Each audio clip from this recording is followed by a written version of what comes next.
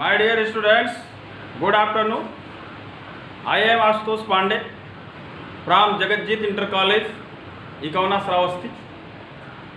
Today I will teach you the third chapter of poetry on his blindness, composed by John Milton. Be careful, be ready with joyful mood for this topic, for this chapter, for your learning. आज आपको John Milton के द्वारा रचित कविता on his blindness के बारे में पढ़ाया जाएगा, जो एक सॉनेट है, 14 पंक्ति की कविता है, इटालियन सॉनेट है, उसके बारे में आपको पढ़ाया जाएगा. First, let us start with the poet John Milton. John Milton is known as the great poet. John Milton को एक महान कवि के रूप में जाना जाता है. He was born in London on 9 December 1608. उनका जन्म लंदन में 9 दिसंबर 1608 ईस्वी में हुआ. He became totally blind in 1652. अकस्मात 1652 में वह पूरी तरह से अंधे हो गए. When he was only 44 of age, जब उनकी अवस्था केवल 44 वर्ष की थी, अर्थात अपने हाफ एज, आधी अवस्था के पहले ही वो अंधे हो गए. He created several poetic works. उन्होंने बहुत से पद संबंधित रचनाओं को किया, बहुत सी कविताओं को उन्होंने लिखा, क्रिएट किया. As Paradise Lost, Paradise Regain, Samson, Agonistes, ETC. इस तरह से उन्होंने पद्य में तमाम रचनाओं को संपादित किया. Milton is known as a great sonneteer. Milton को एक महान सॉनेटर के रूप में जाना जाता है, अर्थात 14 पंक्ति की कविताओं को लिखने वाला एक महान कवि माना जाता है. उन्होंने ही यह पार्ट ऑन हिज ब्लाइंडनेस अपने स्वयं के जीवन पर आधारित इस कविता को लिखा. He died in 1674. उनकी मृत्यु 1674 में. Now you should know about the poem. Let us start about the poem. The poem on his blindness is the best known sonnet of Milton. प्रस्तुत कविता on his blindness John Milton की एक सुप्रसिद्ध कविता है. It is a personal sonnet.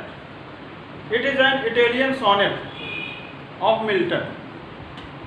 यह कविता Milton की एक व्यक्तिगत 14 पंक्तियों की कविता है, इटालियन सॉनेट है. It reveals his personal life and character. यह कविता मिल्टन के व्यक्तिगत जीवन और उनके चरित्र को स्पष्ट करती है. In this poem he expresses his sadness on his blindness. इस कविता में जॉन मिल्टन अपने अंधेपन पर अपने दुख को व्यक्त करते हैं. He realizes that God is the supreme power of this universe. वह महसूस करते हैं, आभास करते हैं कि ईश्वर ही इस ब्रह्मांड की सर्वोच्च शक्ति है. He needs neither man's work nor his own gifts. ईश्वर को न तो मनुष्य के कार्य की जरूरत है, न तो उसे अपने द्वारा दिए गए उपहारों की कोई जरूरत है. God is great. He says that one can do once duty in any condition. कवि कहता है कि किसी भी व्यक्ति को किसी भी दशा में, किसी भी परिस्थिति में अपने ड्यूटी को फुलफिल करना चाहिए, अपने कर्तव्य को करना चाहिए. It will be the best service of God. Our duty will be the best service of God. Milton कहते हैं कि कर्तव्य ही ईश्वर की सर्वोत्तम सेवा। अब हम स्टैंजा की शुरुआत करेंगे। Late us start the explanation of the poem from the first line. When I consider how my light is spent, Milton thinks how he became blind, how his eyesight was lost। अर्थात Milton सोचते हैं किस तरह अर्थात कैसे वह अंधा हो गए, अर्थात उनके आंखों की ज्योति चली गई, स्पेंट हो गई, लॉस्ट हो गई। Second line, ere half my days, उनकी आधी उम्र के पहले ही, ere means before his half age, at the age of 44, अर्थात Milton became blind before his half age at the age of 44, then he considers how he became blind in this dark world and wide, इस अंधकार में विस्तृत संसार में। तो दोनों पंक्तियों को जोड़कर व्याख्या हुई। इसका अर्थ हुआ कि मिल्टन सोचते हैं कि वह अपनी आधी उम्र के पहले ही इस अंधकार में और विस्तृत संसार में कैसे अंधे हो गए, कैसे उनके आंखों की ज्योत चली गई। Milton considers how he became blind before his half age in this dark and broad world। Third line देखें, and that one talent which is there to hide। वो कहते हैं कि उनके पास एक योग्यता है, टैलेंट है, एबिलिटी है, which is death, जो मौत के समान है, to hide, छिपाना। अर्थात उनके पास ईश्वर के द्वारा दी गई एक योग्यता है, यदि वह उसे छिपाते हैं, उसे शो नहीं करते हैं समाज में, तो उनके मौत के समान होगी। He has only one talent of composing power, उनके पास कविता रचने की केवल एक ही योग्यता है। If he hides it, if he conceals it, it will be like his death. He should show his talent in society, in this world. उन्हें अपने टैलेंट को इस संसार में शो करना चाहिए, अन्यथा उनका टैलेंट यूजलेस रहेगा और यदि वो अपने टैलेंट का यूज नहीं करते हैं तो यह उनके मौत के समान हो। फोर्थ लाइन देखें, लॉज्ड विद मी यूजलेस, अर्थात उनकी योग्यता उनके साथ बेकार पड़ी हुई है। लॉज मीन्स पड़ा हुआ, केप्ट, रखा हुआ, यूजलेस मीन्स बेकार। His talent is useless with him if he hides it, if he doesn't use it। यदि वह अपने टैलेंट को यूज नहीं करते हैं, उसे छिपाते हैं, तो उनके पास यूजलेस पड़ी हुई है। It is kept with him useless if he doesn't use it in society, in this world। Though my soul is more bent, यद्यपि उनकी अंतरात्मा मोर बेंट, अधिक उत्सुक है, बेंट मीन्स उत्सुक, eager, keen. Although his inner soul is more eager, is very keen, यद्यपि उनकी आत्मा बहुत उत्सुक है। किसके लिए उत्सुक है? नेक्स्ट लाइन देखें, टू सर्व, सेवा करने के लिए, देयर विथ, उसी के साथ, अर्थात टैलेंट के साथ सेवा करने के लिए। किसकी सेवा? माई मेकर, अपने ईश्वर की। मेकर मीन्स ईश्वर, the supreme power, God, Lord. His inner soul is more bent, his inner soul is very keen, is very eager to serve God, to serve the supreme power with his talent. और उनकी आत्मा और क्या करने के लिए उत्सुक है? And present my true account, present means प्रस्तुत करना, ट्रू अकाउंट मीन्स सही लेखा जोखा अर्थात अपने जीवन के सही लेखा जोखा को प्रस्तुत करने के लिए भी उनकी आत्मा अति उत्सुक है। ट्रू अकाउंट में ट्रू कैलकुलेशन ऑफ लाइफ, जीवन का सही लेखा जोखा, यानी his inner soul is very keen to present his true calculation of life before God, यानी ईश्वर के समक्ष है उनकी आत्मा उनके जीवन के सही लेखा जोखा को प्रेजेंट करने के लिए भी उत्सुक है। क्यों ऐसा उत्सुक है? आगे लिखते हैं, लेस्ट ही, कहीं ऐसा न हो कि वह, लेस्ट मीन्स कहीं ऐसा न हो, इट इज फियर, यानी उन्हें भय है।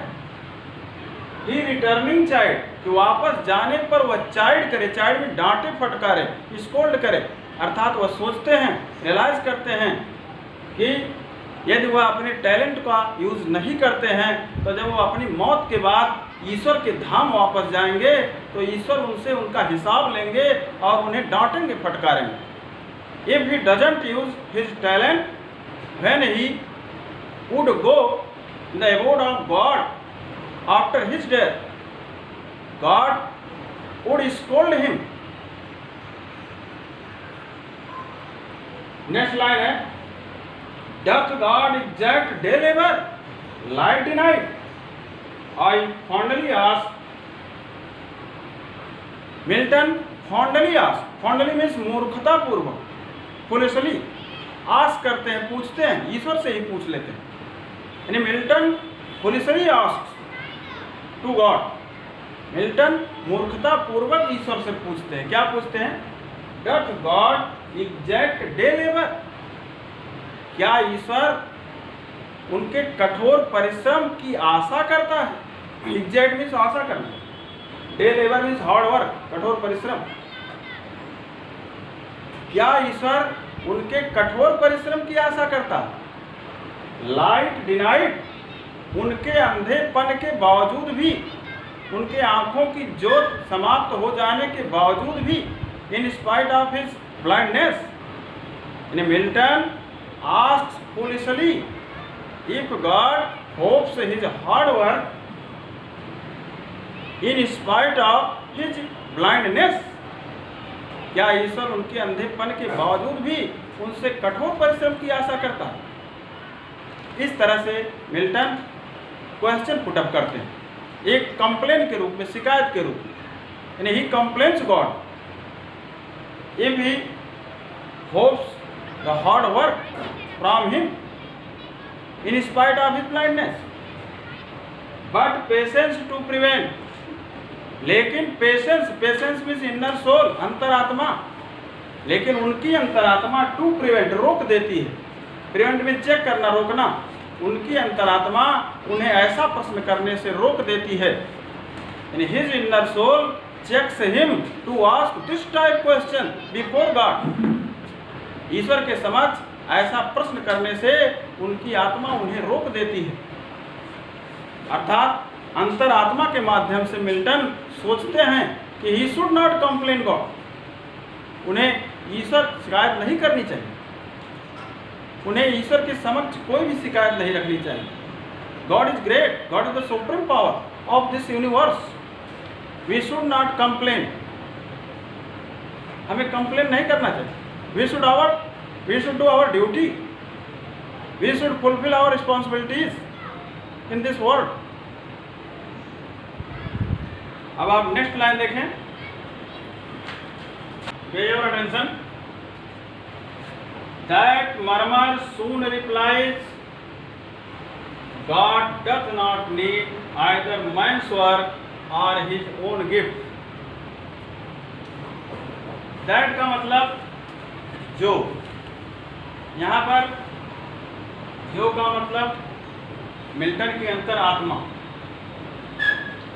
मरमर में धीमे स्वर में, बहुत धीमे स्वर में, इन अ वेरी स्लो साउंड, सून शीघ्र ही रिप्लाई उत्तर देती है। जब मिल्टन ईश्वर से कंप्लेन करता है, ईश्वर से शिकायत करते हैं कि उनके अंधेपन के बावजूद भी क्या ईश्वर उनसे सेवा कराना चाहते हैं, तब उनकी अंतरात्मा शीघ्र ही धीमे स्वर में उत्तर देगी।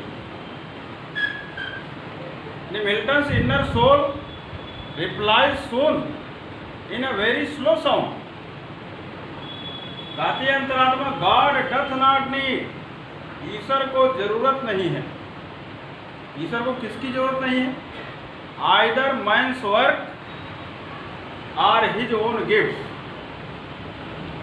न तो मनुष्य के कार्य की जरूरत है और न तो उसे अपने द्वारा दिए गए उपहारों की जरूरत है।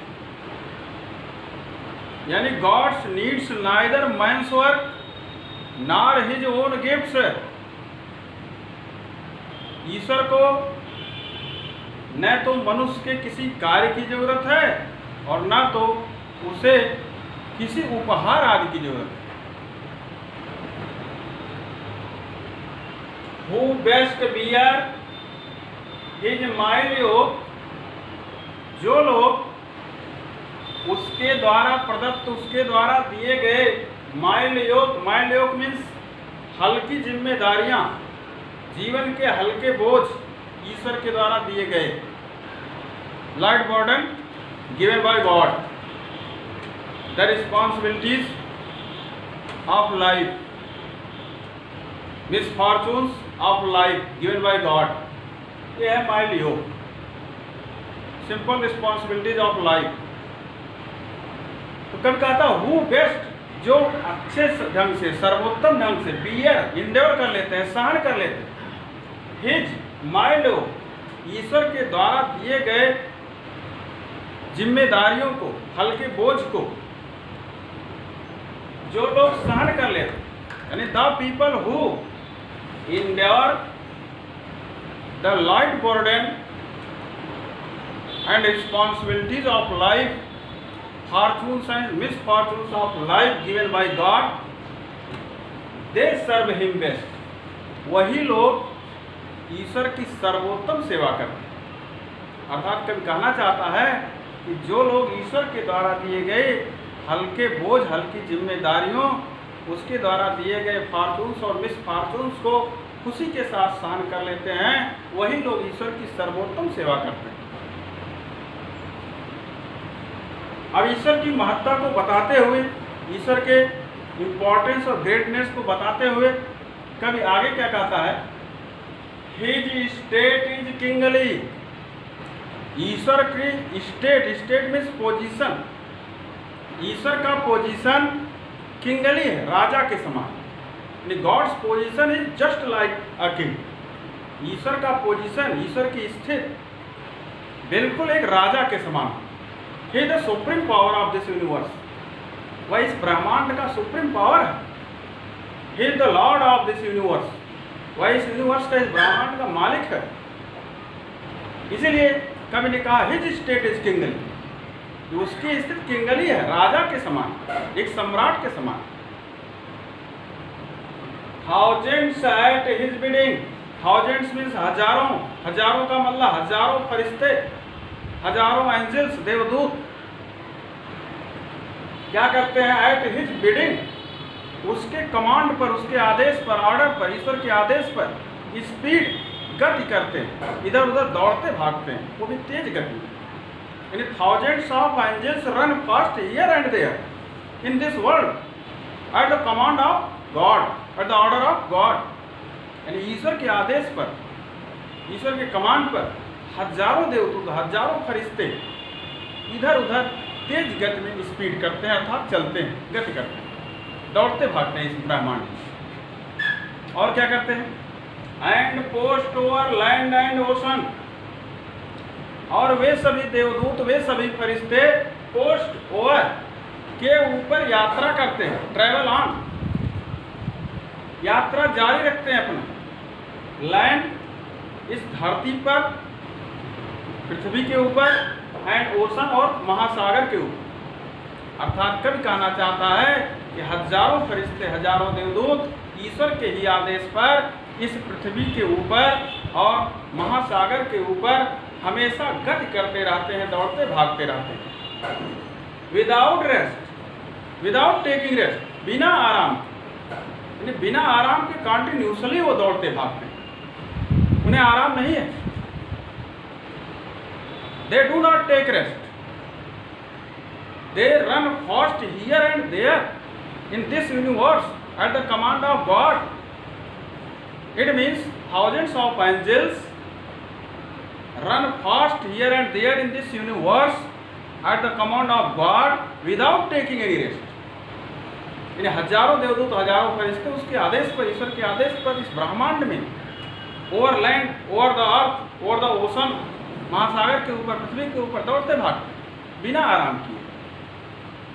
लास्ट लाइन देखें, दे आल्सो सर्व, वे लोग भी सेवा करते हैं, हु ओनली स्टैंड, जो केवल खड़े रहते हैं, एंड वेट, और प्रतीक्षा करते हैं। प्रतीक्षा करने का मतलब वेट दियर टर्न, अपनी वारी की प्रतीक्षा करते हैं, अपने टर्न की प्रतीक्षा करते हैं। The poet wants to say that the people who only stand and wait their turn they also serve God best. यानी जो लोग केवल खड़े रहते हैं और अपने वारी की प्रतीक्षा करते हैं, अपने सेवा करने की वारी की प्रतीक्षा करते हैं, वे भी ईश्वर की सर्वोत्तम की सेवा करते हैं। इस प्रकार कवि ने स्पष्ट कर दिया कि God is great, God is the Lord of this universe, God is the supreme power of this universe. We should have deep faith in God, we should fulfil our duties, we should fulfil our responsibilities in our life. It is the best service of God. Work is worship, कर्म ही पूजा। इस प्रकार I hope आपको explanation समझ में आया होगा। To read this poem we can say that this poem is very inspiring for us. In this poem, the great poet John Milton wants to say that we should fulfill our duties, our responsibilities in this world. We should fulfill our duties and show our talents even in our adversities, because it is said that adversities are just like a doctor's pills, which are bitter to eat but sweet in their effects। अर्थात मुसीबत में भी हमें अपने योग्यताओं को show कराना चाहिए, अपने ड्यूटीज़ को, अपने रिस्पॉन्सिबिलिटीज़ को निभाना चाहिए। हमारी एडवर्सिटीज़ जो है, मुसीबतें, वो डॉक्टर के टेबलेट की तरह होती, जो खाने में तो कड़वी होती हैं लेकिन उनका प्रभाव बहुत मीठा होता है। Milton wants to say that as human being we should fulfil our responsibilities, we should show our talents in society, in our community, we should have deep faith in God, and we should know that work is worship. We should fulfill our duties as our works. If we do not use our talents, if we do not fulfill our responsibilities, then we are only human animals, नर पशु। यदि हम अपने कर्तव्य को नहीं करते हैं, अपनी योग्यताओं को शो नहीं कराते हैं, तो हम केवल ह्यूमन एनिमल हैं, अर्थात नर के रूप में जानवर हैं, नॉट मोर देन, इससे अधिक और कुछ नहीं। So we should do our duties as the service of God. हमें ईश्वर के सेवा के रूप में अपने कर्तव्य को ही करना चाहिए। If we use our duties, our talents in society, we can spread light in our community, in our society, in this world through our talents। इस प्रकार मिल्टन कहना चाहता है किसी भी दशा में हम अपने योग्यताओं को हमें शो कराना चाहिए और अपने कार्य को, अपनी जिम्मेदारियों को, अपने कर्तव्यों को निभाते रहना चाहिए। इस प्रकार यह कविता बहुत ही इंस्पायरिंग हम लोगों के लिए। इस कविता के माध्यम से मिल्टन ने सिद्ध कर दिया कि किसी भी स्थिति में भी हमें अपने जिम्मेदारियों से भागना नहीं है, अपनी जिम्मेदारियों को हमें फुलफिल करना, अपने टैलेंट को हमें शो करना, जिससे समाज हमें जान पाए कि हमारे अंदर है क्या। I hope you will be satisfied At last, listen to me carefully for your homework. First, you have to write the explanation of this poem with reference to the context, as well as you have to write a central idea of this poem in your own words. Then your concept will be very clear. Thank you so much.